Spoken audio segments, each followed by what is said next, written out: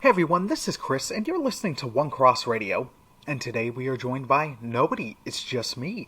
Um, right now, I am recording in my living room. Luna is across from me on the couch, just looking at me tiredly, wanting affection. So as soon as I wrap this episode, I'm gonna go love on that precious, precious puppy. I'm also going to do something a little bit weird that I hadn't planned that I just decided right now I'll do, and we'll see how it turns out. I was about to shout out our patrons because we have some new ones. So let's hope the audio shows up in the video portion while I do this. So, dear listener and now patron viewers, if you can, you should hit up our website, our Patreon. It's patreon.com/onecrossradio. You can check out the 3 tiers we have. And we recently got a brand new patron who I'm going to shout out on this episode, but then they'll see the video of it on the website. And if you become a patron, you get fun stuff like this, and you also fuel me with coffee and breakfast for the 2nd tier, and for the 3rd tier, second breakfast, which is breakfast imported all the way from Middle Earth. So, want to give a shout out to our patrons Nathan Marchand and our newest, our newest patron Bex. Bex from Redeemed Otaku. So, Bex, Nathan, thank you guys so much. I hope this video worked out, and now I'm getting back to the episode. You guys get to see this. The listener doesn't get to see this. They'll hear this and be like, why is he going on? But for context for you guys, I'm recording this video whilst I record the intro for the Batman the Animated Series episode. So, back to it I go. Okay, hopefully that turned out. I won't check it till later, and then if it didn't turn out, I gotta scrap this whole spot. Actually, give me a sec. I'm gonna check it out. Do. Oh, dear listener. Sweet, it turned out. Yes! Score. That's what being a professional looks like. So, dear listener, today we're talking about an episode that got voted on, actually. Up on our Twitter, 2099 OCR. Occasionally, we'll mostly post memes with no context. Just stuff I find funny. Link to new episodes, often to stuff we've got on Patreon. But lately I've started trying to have a little bit more fun with it. So I put up a poll asking, out of 4 shows, including today's episode, Batman the Animated Series, Lois and Clark, The New Adventures of Superman, Beast Wars 2, and Spectacular Spider-Man, what series would people like to have me do a full episode on? And Batman the Animated Series won, so here we are. It premiered in 1992 on Fox Kids, and it is an outstanding show. Even today, it holds up. To me, it is hands down the best animated version of Batman, the best representation of Batman outside of the comic books. Kevin Conroy, who voiced Batman, added to how people portray Batman. He was the first to give Bruce Wayne a distinct, different voice and personality from Batman. That's something none of the live action actors did. It's something Christian Bale later did. And Ben Affleck didn't get a chance to do, so we'll see what Arpats does. But it's not anything Val Kilmer... Well, maybe, I guess Kilmer did a little bit, but not really. And Clooney definitely didn't. Which, I'll say now, on paper, George Clooney as Bruce Wayne makes loads of sense. Him as Batman, on the other hand... but back to the show. So, it ran for 85 episodes on Fox Kids between 1992 and 1995. It was a little bit of a tough sell to get it going, but it helped that there was the huge success of Tim Burton's Batman and the lesser success of Batman Returns, just because we've talked about that movie before, and it's not a kid's movie. And McDonald's got angry, and parents got really angry. Sorry, I'm all stuffed up. I'm just gonna sip some water. That probably made a weird noise. Um, so, because of the success of the movie and the awareness, and also it's like let's call a spade, and I'm not saying this in any negative way to the show, but of course they're going to look at Fox, and any studio is going to look at this in terms of like, well, what can we make merchandising money from this? Can we make money from toys from this? This show definitely did that. It definitely gave an avenue for toys, for new ways to get into Batman, to be more accessible to kids. But the show isn't, I'd argue, a kids show. It is in the sense of, well, it was a cartoon that aired on kids' cartoon times, but it's a show you can watch as an adult and love and get a lot out of. Those first 85 episodes that ran on Fox are outstanding. And then the show kind of took a break. Now, eventually, there was a lot of confusion about why did the show get canceled in 1995. And at times people are like, well, is it Fox? And the ratings weren't... No, it was still drawing ratings. It was still drawing a cast. And Kevin Conroy cleared it up a couple years ago, and he shared that really what it came down to was the writers, because they had been working on it for years, and it's such an involved job.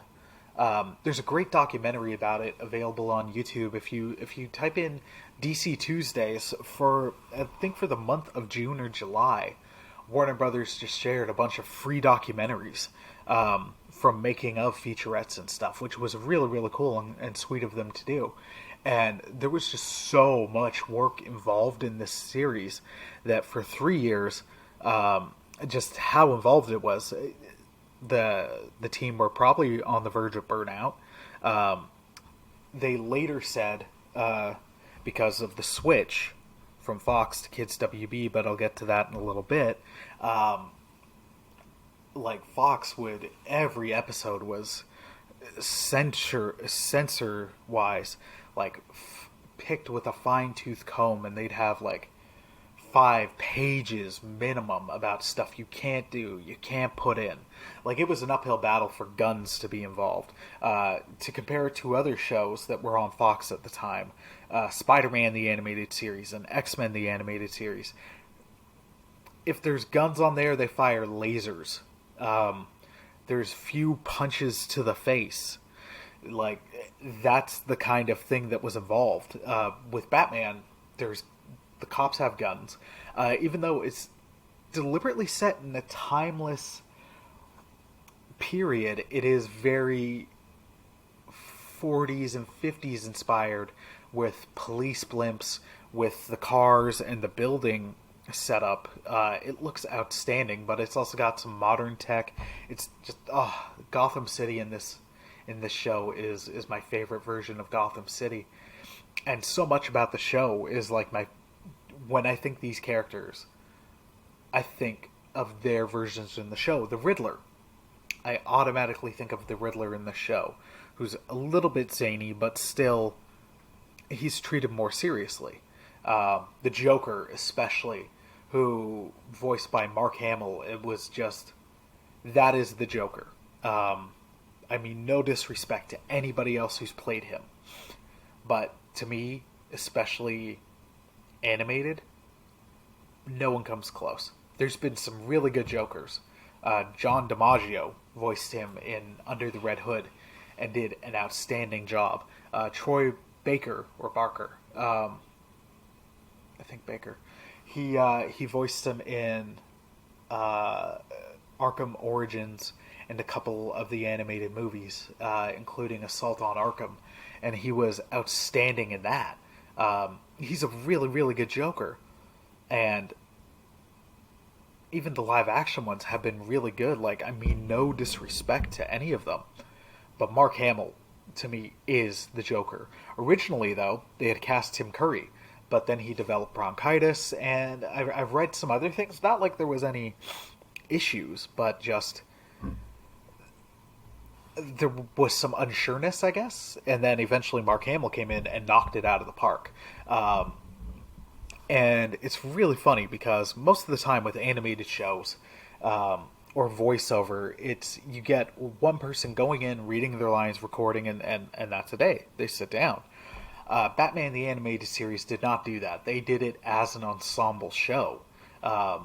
In some aspects, very radio drama-ish, where they had people sitting around the room together so they could see each other, so they could react to each other, but they still kind of had little individualized booths so the sound wouldn't bleed over, but so the actors had people to act off of and react off of. And everybody would sit together except for one person, and that person was Mark Hamill. Hamill would stand. He would put his body into his performance.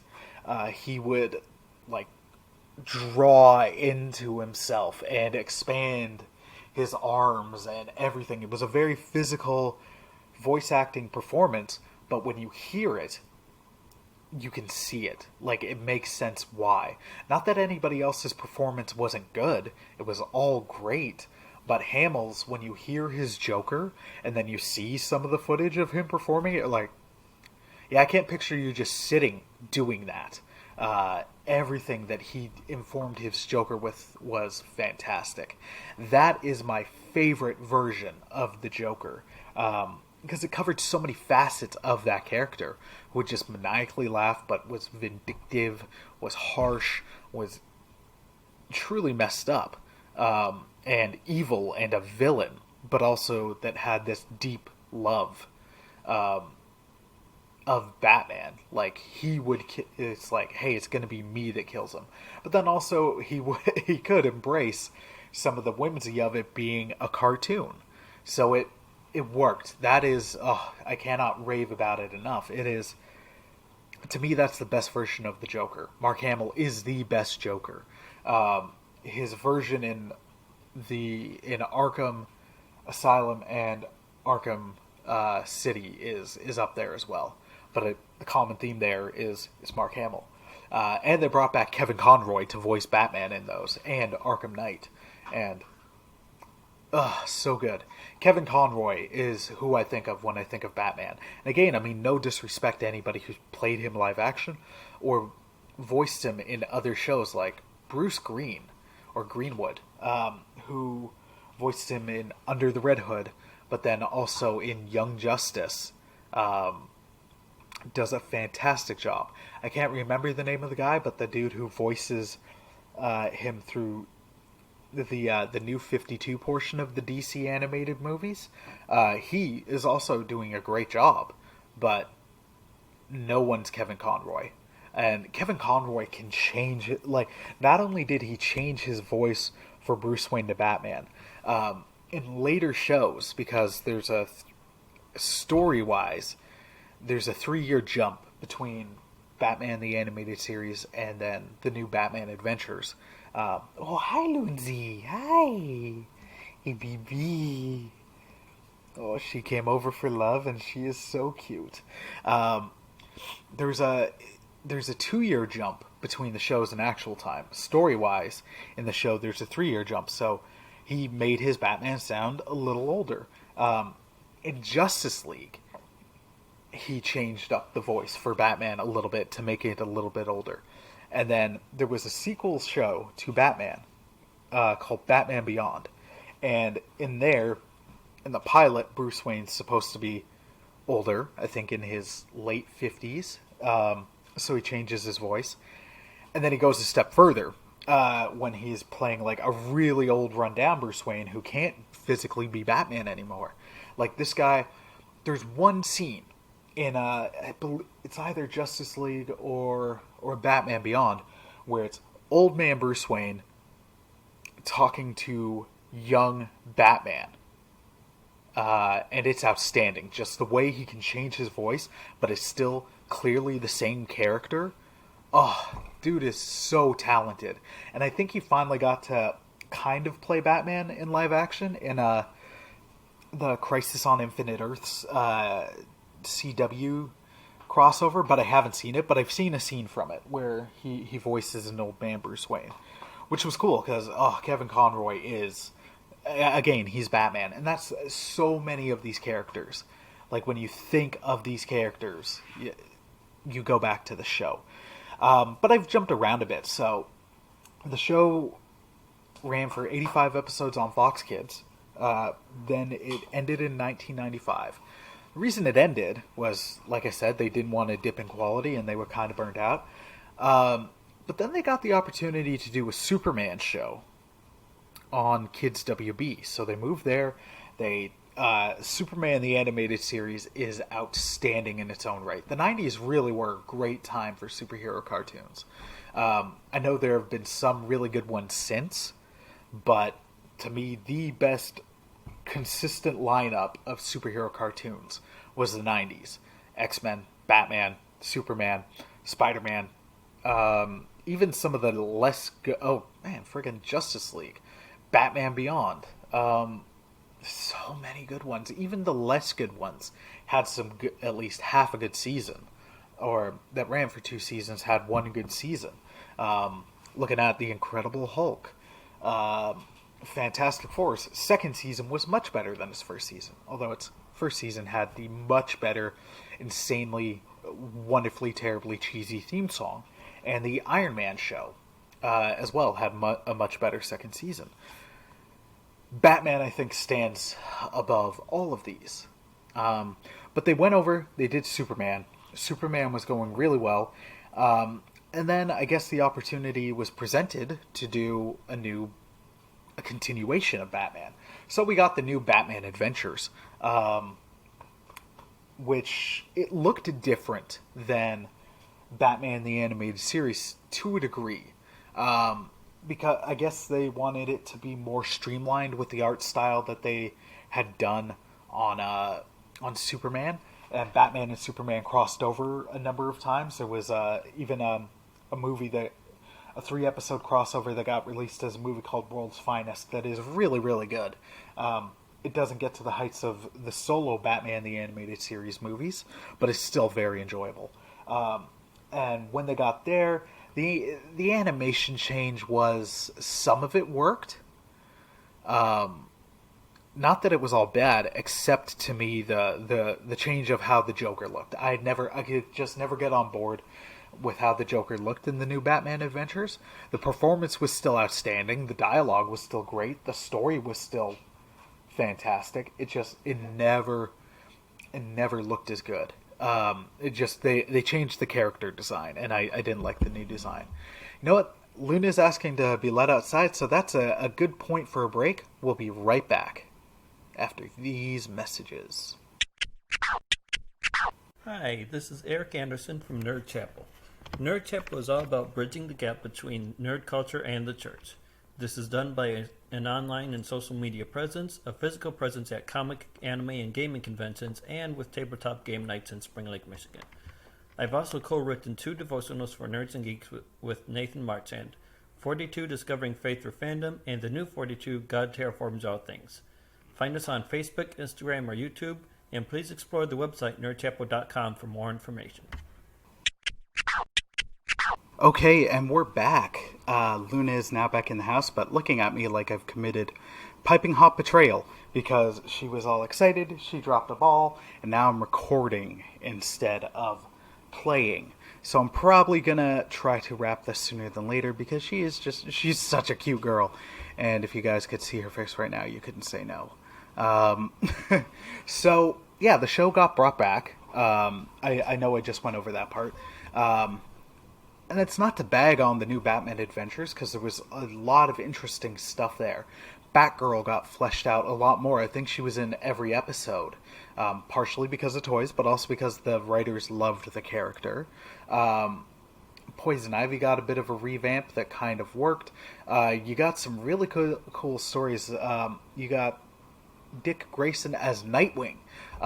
In Batman the Animated Series, and its second season for a while was called The Adventures of Batman and Robin, but that was a Fox, insert.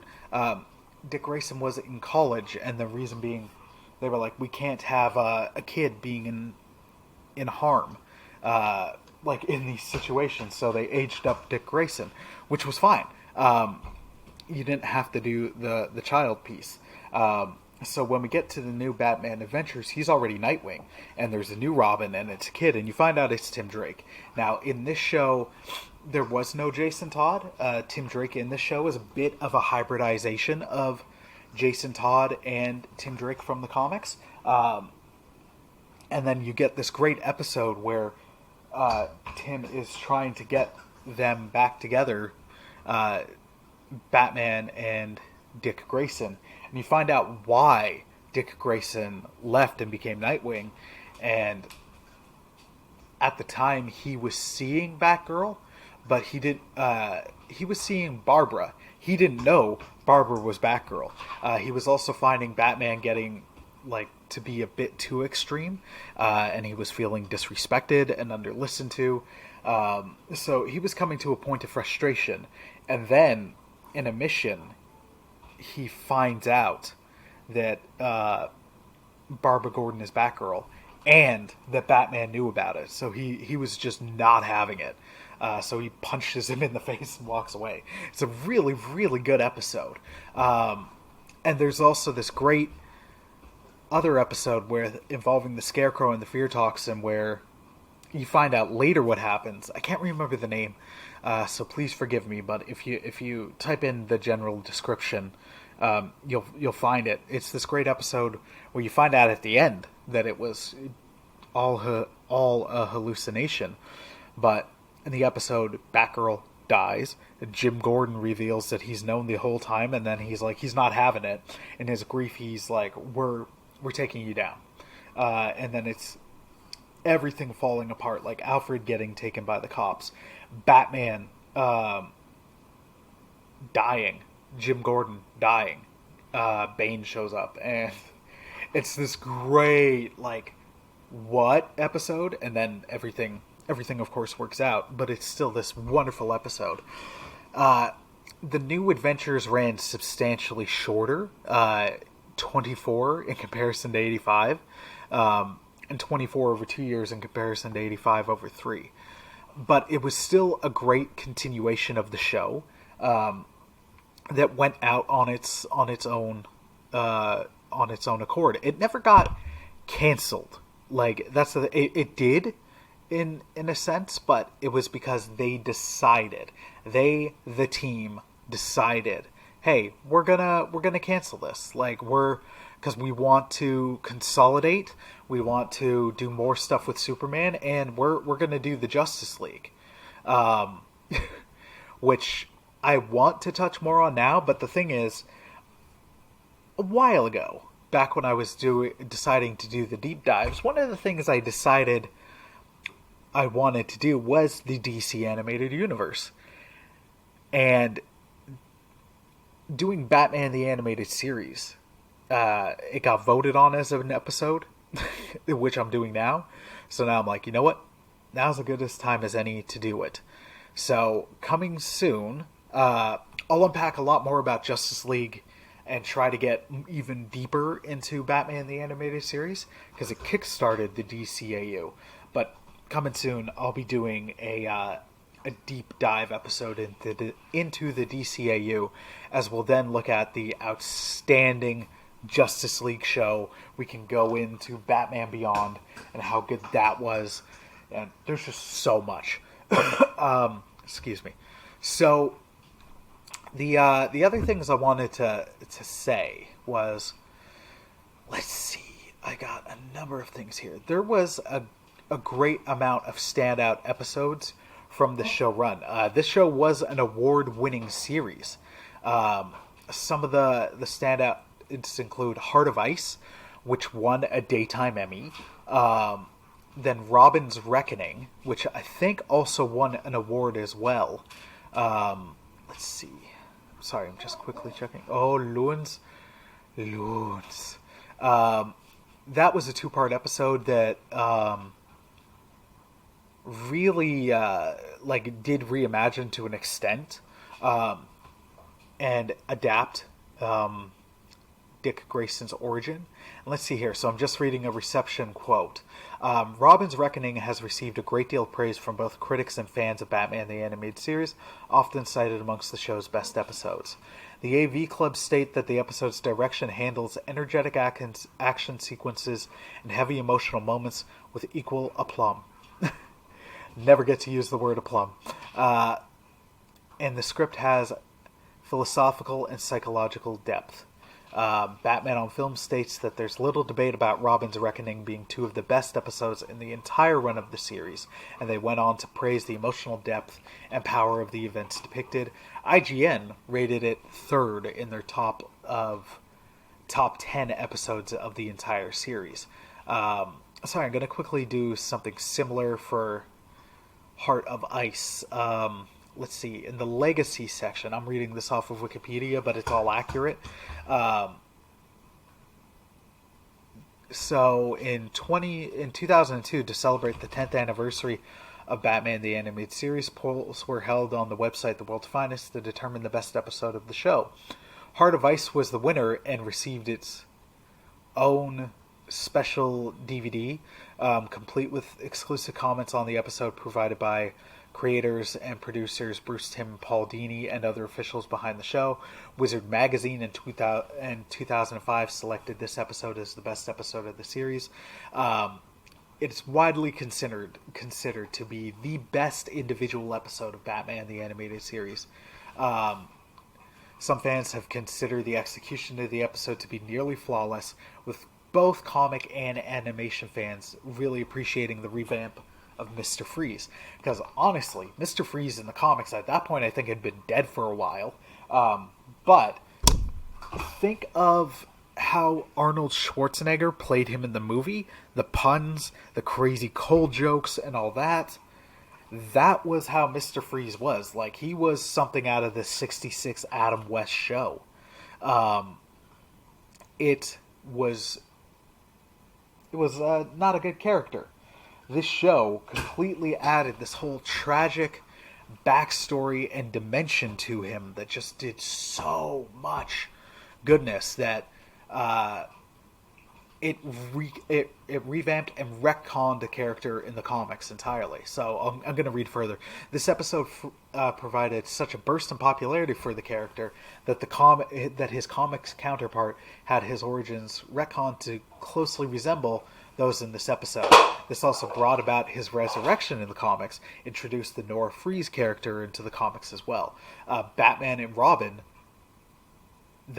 even though we just talked about it in a bad light, it used the origin from this show in it. They also redid the plot, like the origin for Mr. Freeze in Batman Arkham City. And then they tied it in to, they also tied in a number of elements from this episode into the prequel, Arkham Origins. This episode is outstanding. So many episodes from the show are outstanding. There was a tie-in episode that was really, really cool. That it was called Beware the Grey Ghost, and it had it was basically like Batman meeting a hero from movies of a young Bruce Wayne. Like, these were movies he'd watch with his parents. A character called the Grey Ghost, who was voiced by Adam West. So it was a way to bring in Adam West to this show, which was just so neat and so cool.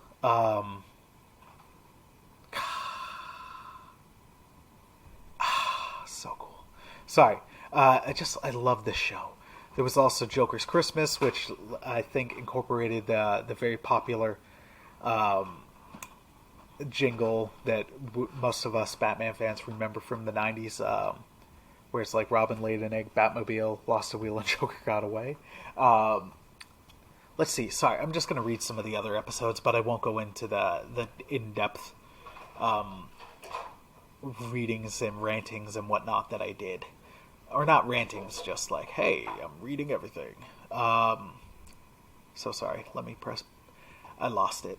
Okay, so other noted episodes was the first one on Leather Wings, Christmas with the Joker, Heart of Ice, which we talked about, The Cat and the Claw, which definitely brought in Catwoman, Beware the Grey Ghost, Joker's Favor, Almost Got Him, Perchance to Dream, Robin's Reckoning that we talked about, Heart of Steel, and Zatanna. I love this show so much. I'm probably going to watch it as soon as I'm done recording. Okay, so, sorry, I see how easily I can get distracted when I'm talking about the show, because there's so much rabbit hole to go down. Okay, so the other things I'm going to quickly toss in is the team. I can't remember if I mentioned this earlier, so I'll go over it now. The team did their animation. Nope, I did. On the black background. That's something that they carried over into the new Batman Adventures. Then the show also introduced a number of characters to the comics. They created characters who had such an impact that they got added to the comics. The character of Lockup, who shows that how vigilantism can go bad, which is good in a show about a vigilante. Renee Montoya on the GPCD, who in the comics later becomes the Question. And then, of course, most famously, Harley Quinn. The show also had that impact on other characters, like we talked about with Mr. Freeze, had an impact on Clayface. Also, just some lesser-known characters, I think, that were tossed in as jokes have popped in and up across the Batman mythos repeatedly, including Condiment King. When the show Batman's like, what?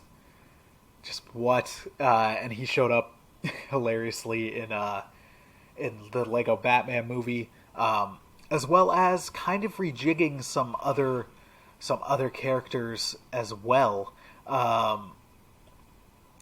Let's see. So they brought in. There was the movie Mask of the Phantasm, which I'm doing an episode on soon. It and the Batman Beyond movie, Return of the Joker. So it brought in the Phantasm, but the Phantasm was a character, technically just a reimagining of the Reaper from the lesser-known story Batman Year 2, but Phantasm is a much better and cooler character. Mask of the Phantasm is an outstanding film, and I can't wait to do that episode. We also got Red Claw, who is a character in the show. I don't believe they've shown up in the comics yet. They were stand-in, basically, for Talia al Ghul. There was also the Sewer King, which was a lesser-known character in the comics. I could go on and on. This show is outstanding. If you haven't seen it, please do yourself the favor.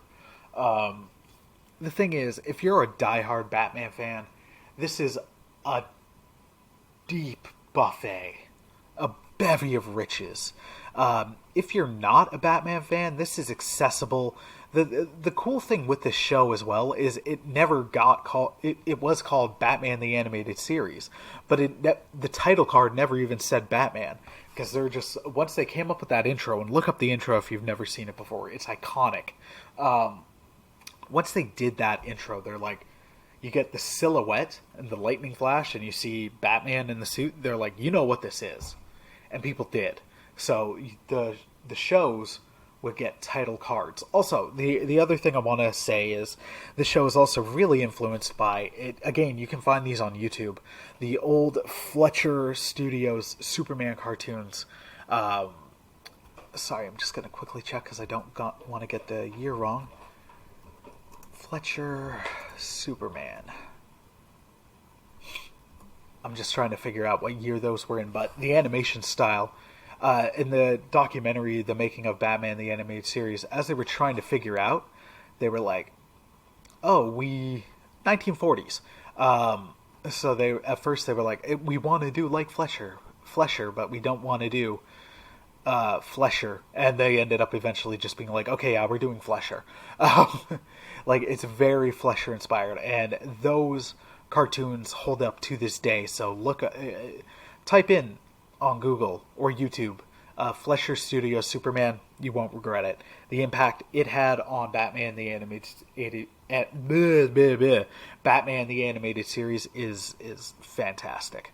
You know what? I think that's a good place to cover it, because to stop. Because honestly, I could have. I could have just been like, "Hey, you know what's great about this show? Everything." And I could have been done in 2 minutes. But I wanted to keep going, especially since it got voted on. But I will dive in to this much more when I get to the proper when I get to the DC deep dive. Now, sorry, give me one sec. The final facts I want to include, I'm gonna toss in, is so there were also a number of movies that got created because of the success of this show. One of them I've mentioned, and we're going to do a proper episode on, along with another one from a sequel series. But it's the only one that got a theatrical release. There was the outstanding, honestly, one of the best Batman movies ever put to film, Batman Mask of the Phantasm. That one just was so good. It's just, I'm sorry, it was. I cannot overstate it enough. It was just beyond fantastic. So that one dropped in 1993. It was originally intended to be direct-to-video, but then Warner Brothers is like, Fox is just like, hey, this is selling like gangbusters, so we're going to give you extra money, but less of a time to turn around than a couple episodes. And we're going to throw it out with, like, no promotion. So it bombed. It did. It like, there's no covering for it. It bombed out of theaters, but then it found its audience on home video, and then it only continuing to find its audience. It is an outstanding Batman film. It's the only one of these that got a theatrical release. So then, weirdly, it was made. Actually, no, it does tie in. Although the movies do get separated. I don't know why. It's this finicky thing with wikis. So there were another couple Batman the Animated Series / New Batman Adventures movies made as well. One that came out during the time of the New Batman Adventures, but was animated in the style of the first run of Batman the Animated Series, was Batman and Mr. Freeze Sub-Zero. It was kind of produced as a tie-in to Batman and Robin, even though it had nothing to do with Batman and Robin. It was tied in directly to the show. But it got delayed by a year because of how bad Batman and Robin was, and they're like, "Hey, let's just wait a bit." But it went on to get very well received by critics as well. It's very, very enjoyable. It's not as good as Batman the Animated, as Mask of the Phantasm, but it's still a great film in its own right. There was a final movie really based on the New Batman Adventures that came out after that show ended. It was called Mystery of the Batwoman, and it's all right. It's enjoyable. It's my least favorite of the three, but I wouldn't call it bad. It's a very different take on Batwoman as well, and a different suit. The suit actually looks a lot like what will become the Batman Beyond suit. So there's that. And then eventually, of course, that one got mixed reviews. But then eventually we got Batman Beyond Return of the Joker, which was based on the Batman Beyond continuity, and it was outstanding. To me, it's one of the best Batman movies. It's up there with Mask of the Phantasm. All right, now I'm gonna put a plug in it here.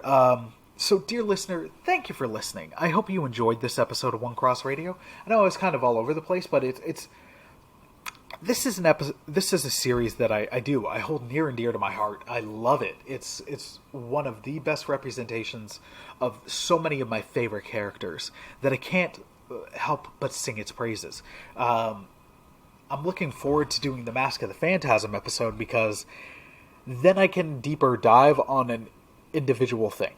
I'm also really looking forward to the deep dive because then I feel like I can cover a lot of ground and allow myself to do so without feeling like I'm jumping all over the place.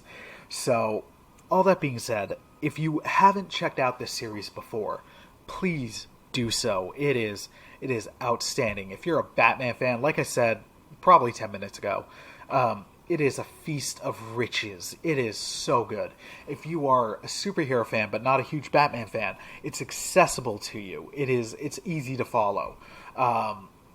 If you're looking for just a good show, it covers that. It is a high mark of superhero storytelling, of animation, and it's a great series that you can enjoy as an adult.